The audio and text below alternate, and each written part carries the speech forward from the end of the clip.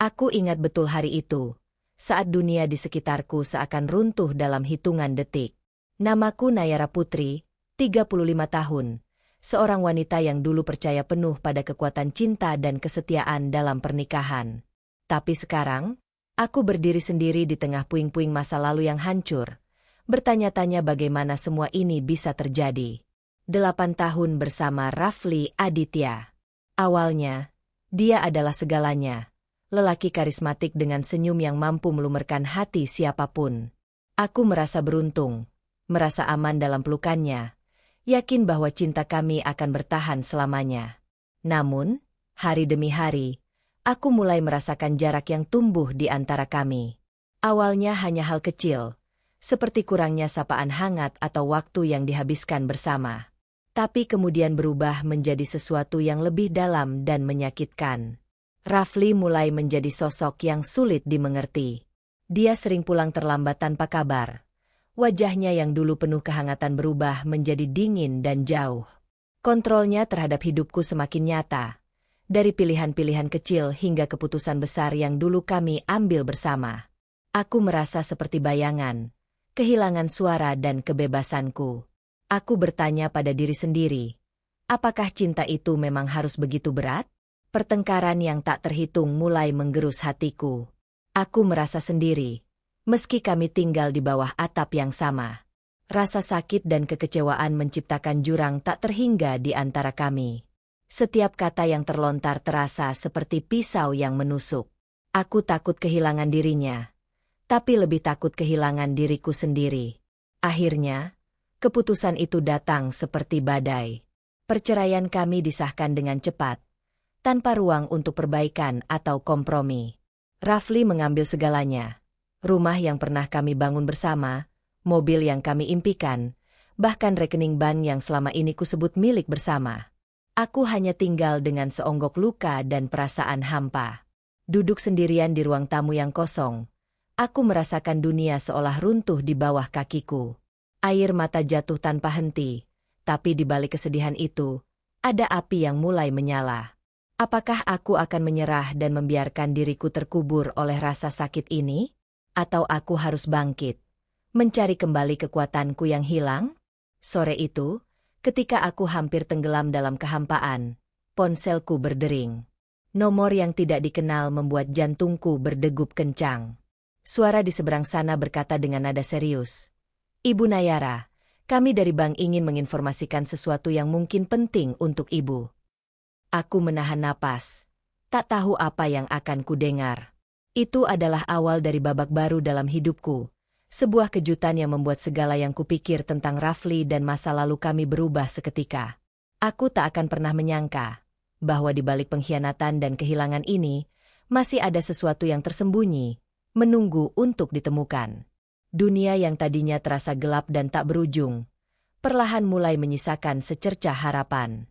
Namun, harapan itu datang dengan harga yang harus kubayar dengan keberanian dan keputusan sulit yang akan menguji sekuat apa aku mampu bertahan.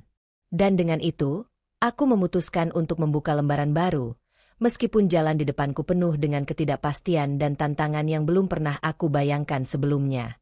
Ini bukan hanya tentang kehilangan, tapi tentang menemukan kembali siapa aku sebenarnya, dan apa arti kebebasan yang sesungguhnya. Hari itu aku melangkah ke bank dengan langkah berat.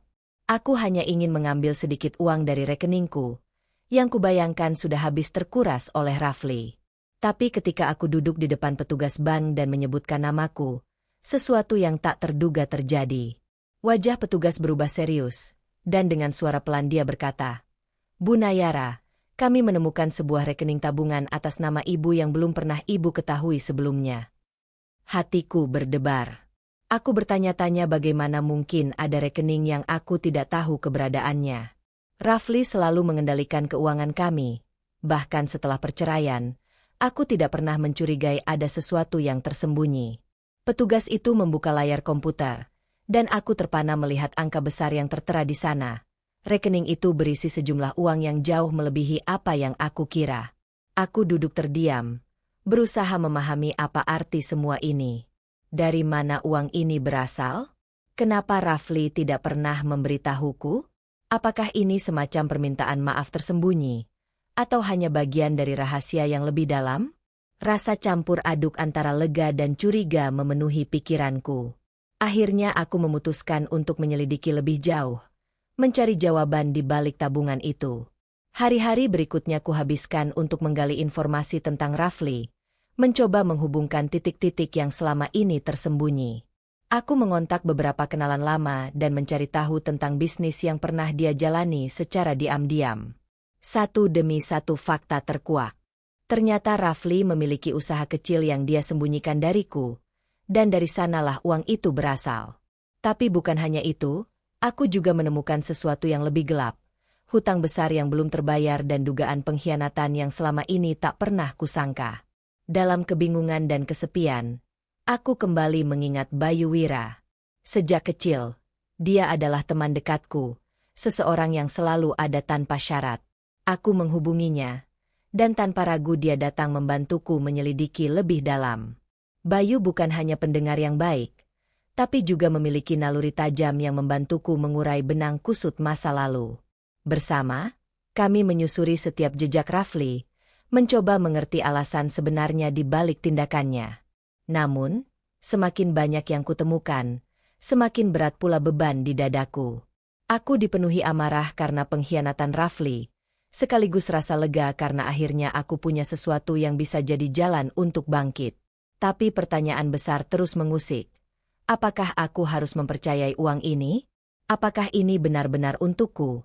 Ataukah jebakan yang akan mengikatku lagi dalam permainan Rafli? Ketika aku tengah bergulat dengan perasaan itu, sebuah amplop tiba di rumah. Surat itu ditulis dengan tulisan tangan Rafli.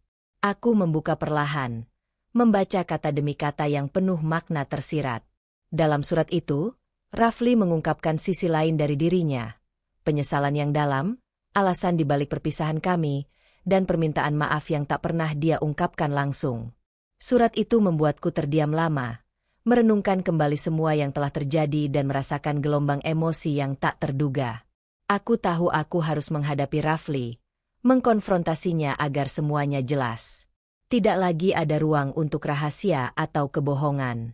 Namun, dalam hatiku, aku juga merasa takut. Takut akan kebenaran yang mungkin lebih menyakitkan.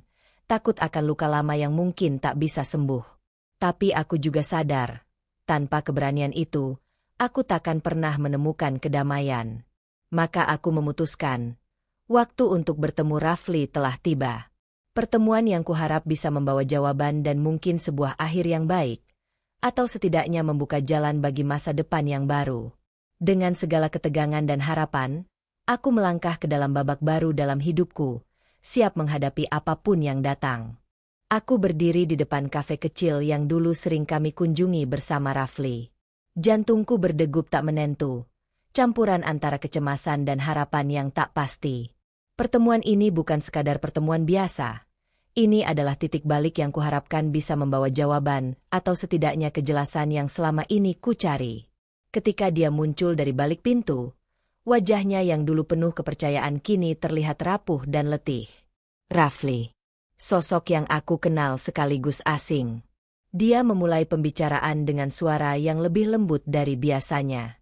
Nayara, aku tahu aku telah melukai kamu, lebih dari yang bisa aku ungkapkan, katanya dengan nada penuh penyesalan. Aku mendengarkan tanpa menginterupsi, mencoba memahami kata-katanya yang terbungkus ragu. Rafli mulai membuka diri tentang masa lalunya yang tersembunyi.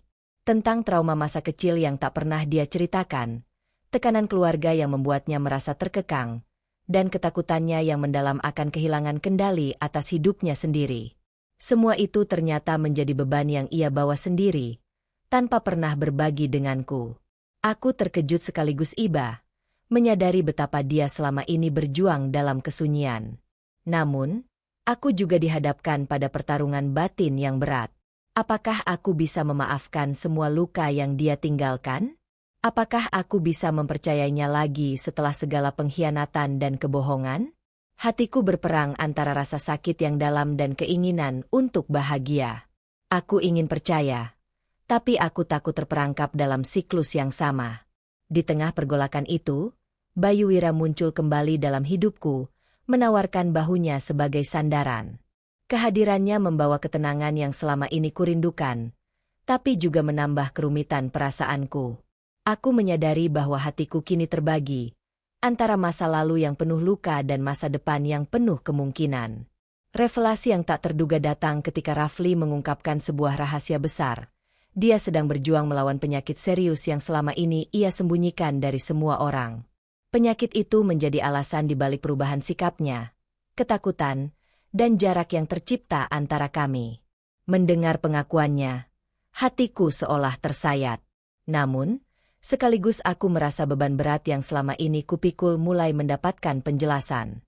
Kini aku berdiri di persimpangan jalan, menghadapi pilihan yang akan menentukan arah hidupku. Apakah aku akan membuka pintu hatiku untuk memaafkan dan mendukung Rafli dalam perjuangannya?